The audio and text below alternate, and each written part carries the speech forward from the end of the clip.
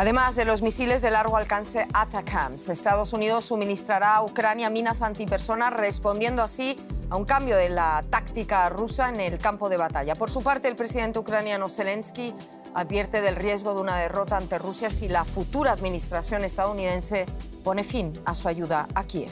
Bienvenidos a esta nueva edición de DW Noticias. Soy Ana Plasencia en Berlín. Estados Unidos, España, Italia y Grecia cierran temporalmente sus embajadas en Kiev debido al riesgo de ataques aéreos en toda Ucrania. Moscú afirma que los misiles estadounidenses ATACMS marcan una nueva fase en la guerra y advierte de que responderá en consecuencia. Segundo día de negociaciones, primero en Beirut y ahora en Tel Aviv, para lograr una posible tregua entre Israel y la milicia chiita Hezbollah. Amos Hochstein, el negociador estadounidense moderadamente optimista, habla de avances y de conversaciones constructivas. Y cientos de migrantes salieron este miércoles de la ciudad mexicana de Tapachula con la intención de llegar a la frontera con los Estados Unidos antes de que asuma el republicano Donald Trump, quien promete deportaciones masivas en cuanto llegue al poder.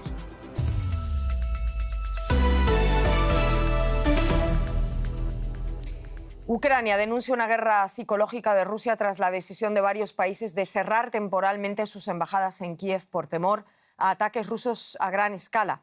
La embajada estadounidense advirtió de un posible ataque aéreo significativo, pero también dijo que mañana volverá a abrir sus puertas. El Ministerio de Asuntos Exteriores ucraniano reprochó a sus aliados esa medida de cierre de embajadas porque consideraba que hoy la amenaza de un bombardeo ruso masivo es igual de probable que en cualquier otro día desde que comenzara la invasión. Moscú amenaza con una respuesta al lanzamiento de esos misiles ATACMS de largo alcance. Y las amenazas rusas también van dirigidas a Francia y Reino Unido, que se espera que den el mismo paso que Biden, permitiendo que sus misiles de largo alcance puedan golpear Rusia. Hablamos con el periodista, documentalista y experto en el espacio postsoviético Ricardo Marquina. Ricardo, ¿crees que la amenaza de un ataque significativo en toda Ucrania por parte de Rusia es mayor ahora tras el uso de misiles estadounidenses ATACMS en territorio ruso? Hola, buenas noches. Bueno, es similar a lo que hemos tenido hasta ahora. Recordemos que ha habido ataques masivos realmente muy importantes durante estos casi 3 años de guerra, pero es verdad que Moscú tiene que dar de cara a su galería interna, de cara a su propio ejército, de cara a su propia gente, una respuesta a esos golpes que hemos visto durante estas 2 jornadas, no solo con esos misiles estadounidenses, sino también, al parecer, por primera vez también con misiles británicos, de los Storm Shadows, con lo cual es de prever que es casi seguro que Moscú va a responder. ¿Cómo va a ser esa respuesta? Pues teniendo en cuenta que Estados Unidos en su día acertó con todas las previsiones con respecto al comienzo de la guerra en 2022, cuando nadie creía que eso sería posible, pero esas predicciones de Estados Unidos fueron tristemente certeras, es de esperar que un ataque realmente importante sí se produzca. Se producirá hoy o mañana o la semana que viene, es lo que está por ver, pero seguramente se producirá, y se producirá cuando Rusia tenga el arsenal que va perdiendo y renovando según pasan las semanas, cuando lo tenga preparado. Ricardo, ¿cómo valoras tú el concepto de guerra psicológica de la que habla Ucrania? Pues es interesante, es verdad, y es una falsedad al mismo tiempo. Es verdad que las cuentas de propaganda del Kremlin tratan de asustar a la población civil, tratan de empujar a ese sector que está dispuesto, ese sector de la población civil que está dispuesto a ceder territorios a cambio de la paz después de casi 3 años de guerra y de cansancio.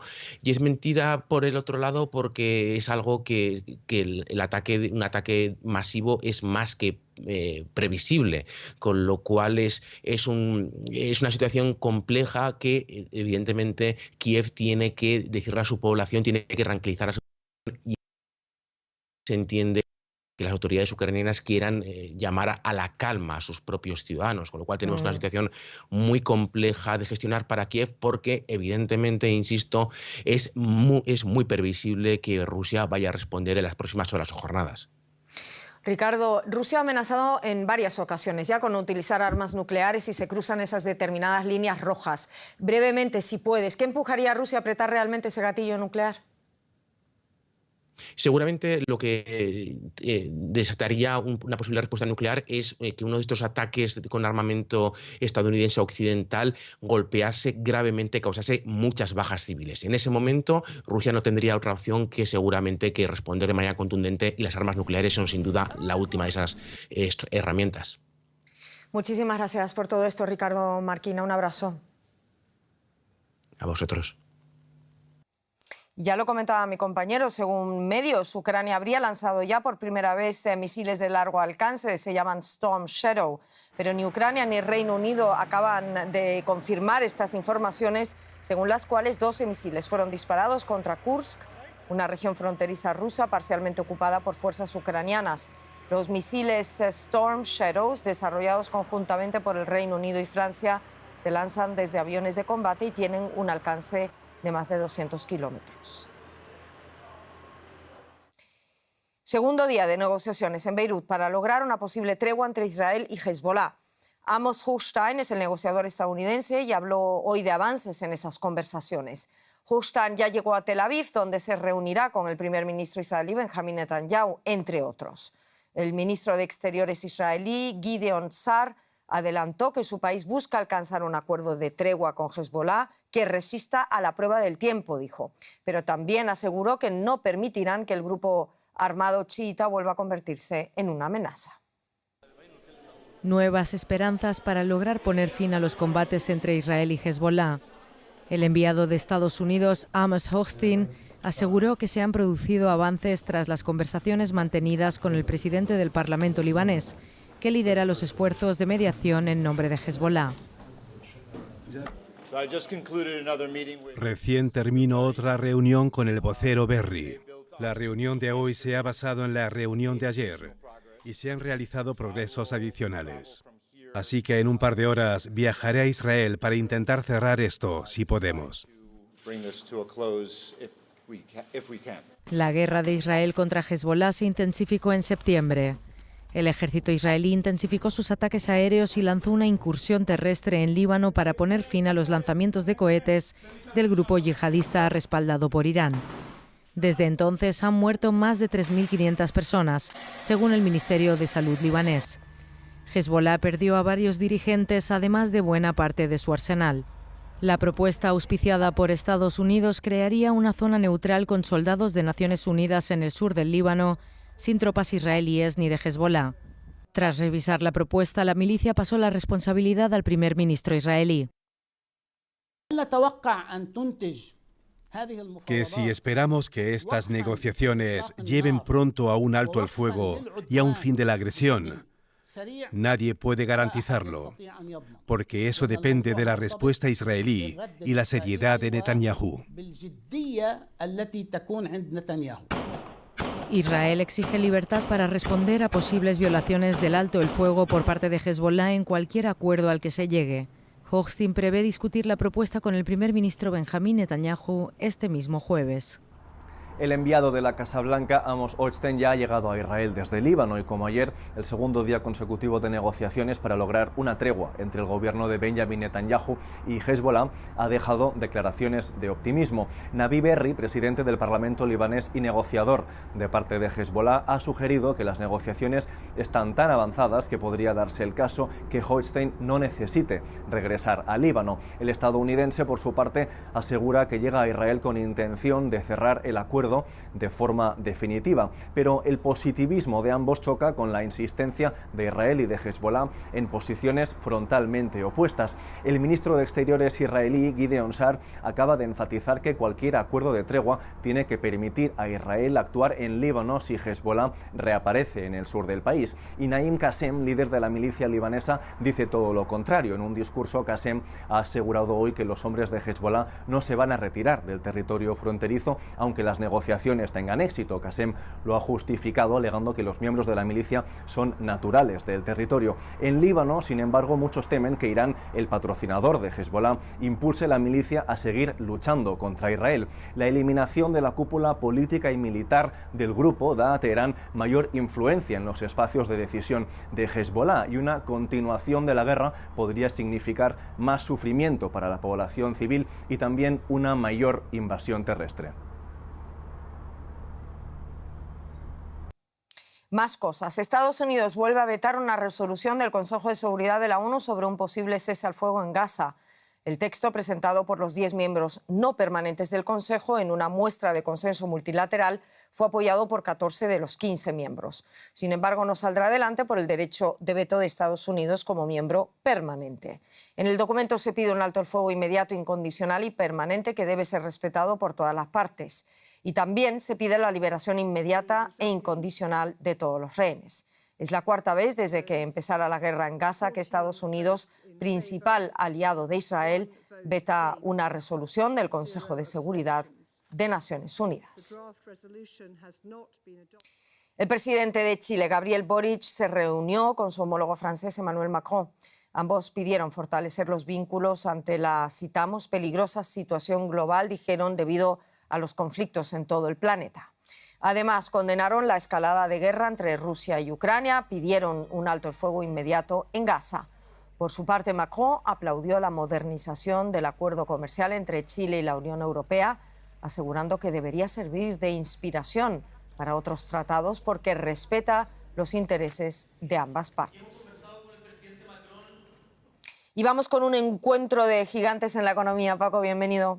Así es, Ana. En Brasil, el presidente Luis Inácio Lula da Silva anunció este miércoles junto a su homólogo chino Xi Jinping un acuerdo para profundizar el diálogo entre el gigante asiático y el Mercosur con el objetivo de fortalecer el comercio. Una negociación comercial entre China y el bloque integrado por Argentina, Brasil, Uruguay y Paraguay, con Bolivia en proceso final de adhesión, es una posibilidad de la que se habla desde hace ya tiempo. Incluso es vista como alternativa ante un eventual fracaso del acuerdo que Mercosur negocia con la Unión Europea desde hace 25 años y no ha logrado cerrar hasta ahora. Profundización del diálogo entre Mercosur y China. Marcelo Silva, ¿se ha concretado algo más? ¿A qué sectores va a afectar o algunas cifras? ¿Qué tal, Paco? 37 acuerdos bilaterales firmaron hoy Lula da Silva y Xi Jinping en 15 sectores tan diversos como educación, infraestructura, tecnología nuclear y agronegocio. Xi Jinping dijo que la relación entre China y Brasil pasa por el mejor momento de su historia y tiene motivos para decirlo porque el comercio bilateral alcanzó los 157.000 millones de dólares, récord el año pasado. Para Brasil, estos acuerdos de hoy van a significar, entre otras cosas, la apertura de mercados como el de uva fresca, sésamo y harina de pescado, que van a dar un plus de cerca de 500 millones de dólares por año. Había una expectativa por cuál sería la posición de Brasil frente a la nueva ruta de la seda, este programa multimillonario de inversiones de China en países en desarrollo. Brasil ratificó hoy que no planea adherir formalmente al programa, temiendo eventuales represalias diplomáticas, especialmente de los Estados Unidos, que tendrán a Donald Trump como presidente el año que viene, pero se habló de sinergias, de buscar puntos en común para que China colabore en proyectos de infraestructura. Un punto a destacar, por último, tiene que ver con un acuerdo de entendimiento para que la empresa estatal brasileña de telecomunicaciones colabore con SpaceSail, la empresa de tecnología satelital, proveedora de Internet china, que en 2 años planea lanzar su servicio aquí en la región y tal vez convertirse en una competidora de Starlink del sudafricano Elon Musk. Imagino que este anuncio añade presión a la Unión Europea para que firme de una vez el acuerdo con Mercosur, o de lo contrario, corre el riesgo de que China se adelante. Cuéntanos.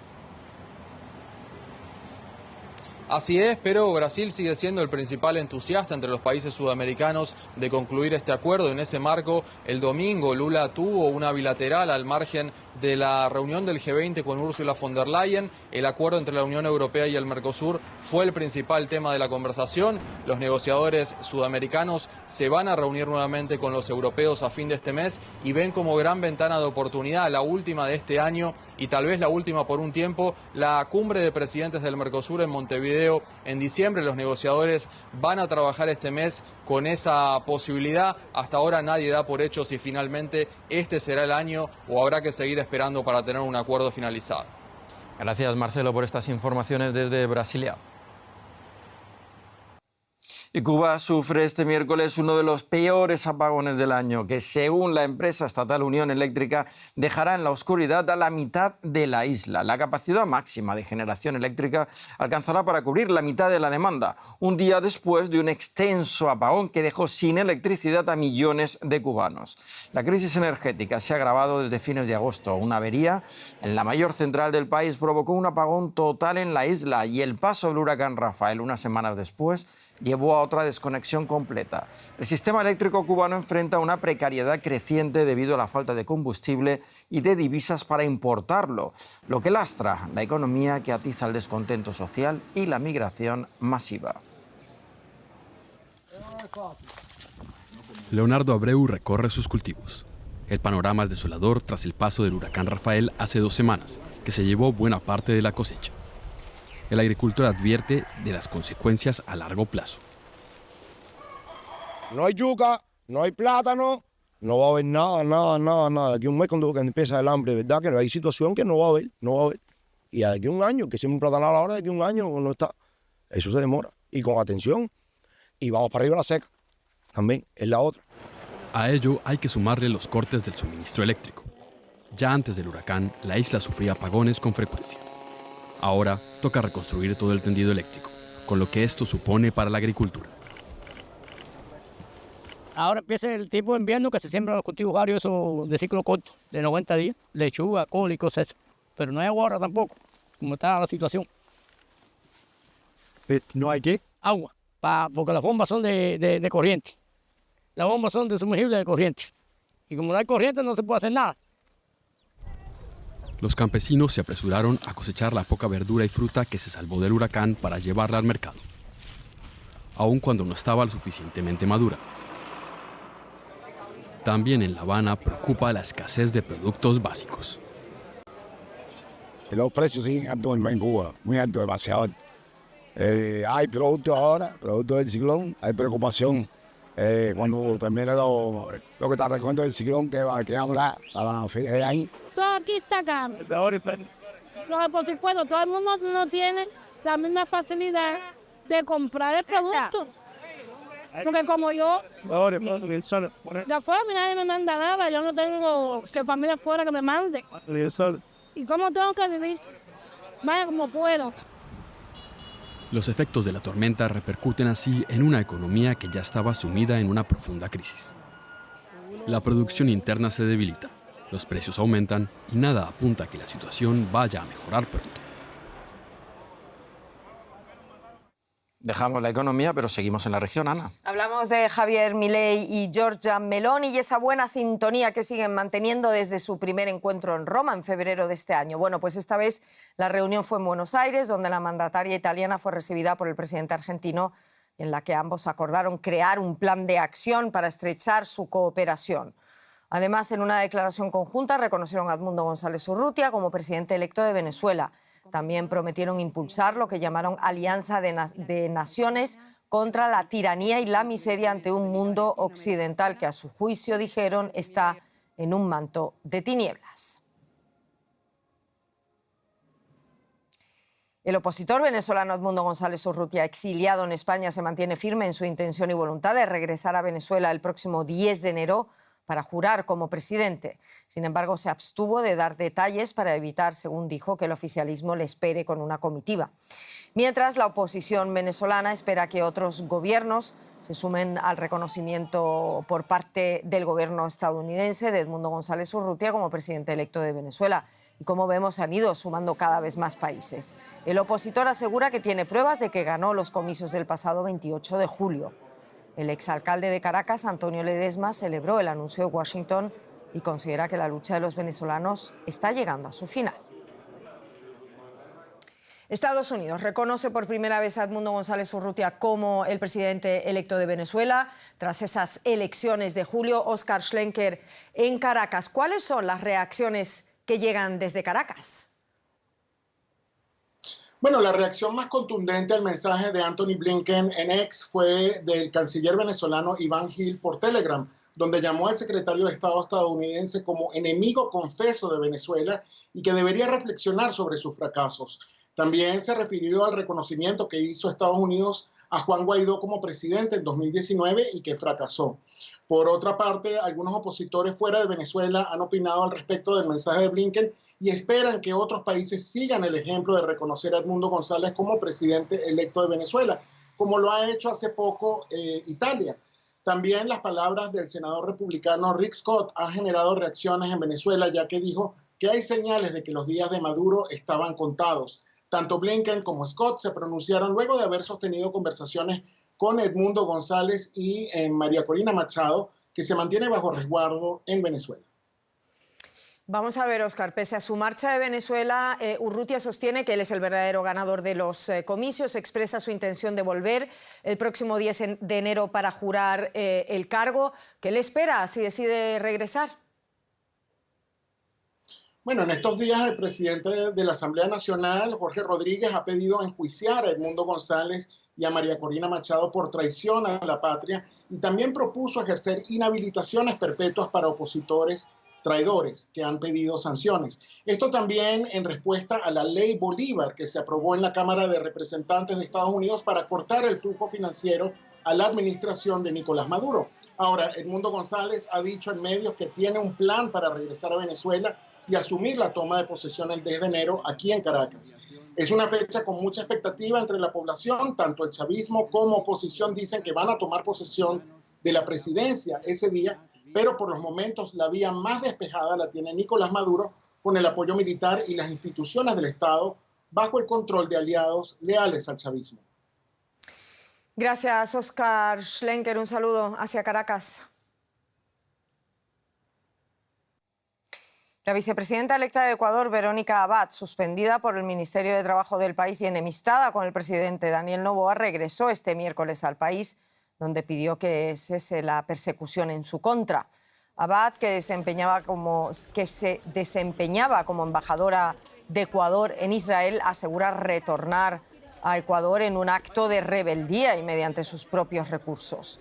Además, quiere reivindicar su derecho de asumir temporalmente las funciones presidenciales, conforme contempla la Constitución, cuando el jefe de Estado, Noboa, pida licencia para participar en la campaña electoral para los comicios presidenciales de 2025.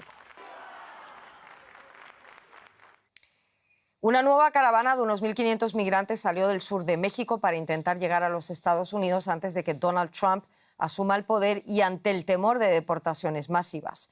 Es la sexta caravana que sale de la frontera sur en menos de 2 meses. No pueden detenerse. Los migrantes de la caravana que la noche del miércoles salió del sur de México, Tapachula, estado de Chiapas, quieren cruzar la frontera antes de que Trump se lo impida. Miles de personas, sobre todo venezolanos, conservan la esperanza de un futuro mejor persiguiendo el sueño americano. No sé, hay que esperar. Igualito uno le toca seguir subiendo porque ya que hay que esperar que él llegue a la presidencia y decida qué va a hacer con nosotros. Porque todos estamos esperando lo mismo, esperando su respuesta. Si nos deja cruzar a su país o nos deportan a Venezuela, a cada país. El nuevo presidente electo ha prometido acabar con la inmigración ilegal, suspender el reasentamiento de refugiados y eliminar la aplicación telefónica CBP One App, que permite a los inmigrantes solicitar su admisión en el país a través de programas que eluden al Congreso, entre otras medidas. Sin embargo, la situación es tan dramática que los migrantes prefieren arriesgarse a ser deportados antes que quedarse en sus países. Sí tenemos mucho miedo porque según que va a comenzar a cerrar la cita CBP One, pues ahí tenemos miedo, pues muchos. Y le pedimos al gobierno de Estados Unidos que los ayude, pues, en esa manera, pues, porque hay mucha necesidad en nuestros países, pues. Aunque esta imagen se ha vuelto corriente en los últimos años, son más los migrantes que viajan solos o a través de las redes de los traficantes. Solo entre enero de 2023 y abril de 2024, unas 2,3 millones de personas cruzaron de forma ilegal la frontera estadounidense. Bogotá vivió hace semanas una de las peores inundaciones de su historia, lo que provocó que la principal vía de acceso al norte de la capital colombiana quedara anegada. Se trata de una autopista que atraviesa un humedal y una reserva ambiental. Esto en un contexto en donde el tráfico de la ciudad es cada vez peor y la solución presentada por distintas alcaldías es la ampliación de las carreteras sobre esas zonas de humedales. Una propuesta que podría generar peores inundaciones aún. Esto también es Bogotá. Por ahora las aves migratorias descansan tranquilas, pero pronto se verán afectadas por las ampliaciones de carreteras que hará la capital colombiana. Se aumentarán los carriles de una autopista y hará un camino alterno. Estamos enfrentados a unas obras en un territorio donde la cartografía fue escasa, donde la delimitación de los cuerpos de agua, la estructura ecológica principal, fue muy escueta. Y como lo digo yo, fue cercenada en ciertos puntos porque se pudo haber hecho mejor y la cercenaron dentro de los POTs de uno y del otro. La ampliación de la autopista y el carril alterno llamado Avenida Boyacá pasarán por encima de los humedales y de la reserva Van der Hamen. ¿Cuál es el pasivo ambiental? Fragmentar un ecosistema y todas las implicaciones que eso tiene. Para el humedal tuvo muchísimas: contaminación, rellenos, escombreras, basureros, pérdida del área al humedal. La licencia ambiental de la obra está archivada porque el manejo de las fuentes de agua y los pasos de especies no fueron suficientes. Sin esto no se puede mitigar el impacto que traerá la obra. Y aparte de eso, paralelo en las presentaciones dicen potencialmente hay peces, potencialmente vendrá una nutria, potencialmente habrá peces. No, porque no trabajamos en la realidad de que haya agua limpia, con peces, aguapuchas, capitanes y una nutria que se los pueda comer. Ese es el futuro de Bogotá. Yo no quiero otro futuro para Bogotá. Los expertos consideran que las vías son fundamentales para la ciudad, pero también denuncian que existe mucha desinformación sobre la realidad del proyecto. Bueno, voceros de la alcaldía le han dicho a la ciudadanía que va a ser una vía elevada. No va a ser elevada. La vía hoy no es elevada. Y lo que están haciendo, lo que ya está construido, son soluciones muy parciales que pueden generar efectos peores. Hace unas semanas, las fuertes lluvias aumentaron el nivel de agua en el humedal sobre el que está construida la autopista que ahora se quiere ampliar. Tiene que saber que si no invierte lo adecuado para respetar toda una estructura ecológica, lo que va a generar son efectos cada vez más graves para la gente en términos de inundaciones y otras situaciones que nos van necesariamente a afectar como efecto del cambio climático. Para evitar el impacto que traerá el cambio climático, es fundamental que la ciudad conserve las áreas de humedad y de reserva que aún le quedan en el norte de la ciudad. Y con esto nos vamos. En nombre de todo el equipo, gracias por estar ahí.